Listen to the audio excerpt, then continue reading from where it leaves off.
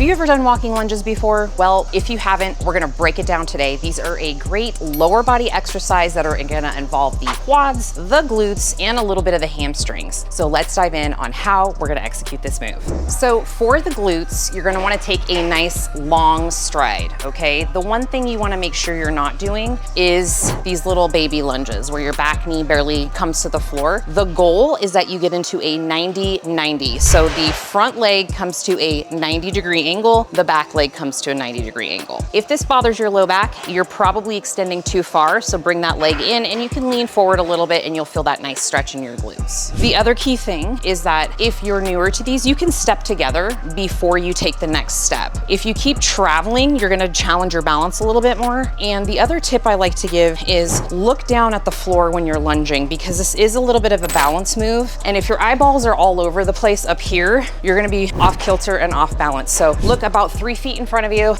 nice wide steps. And if your legs are feeling like this is not enough of a challenge, then you can add some dumbbells and make it harder.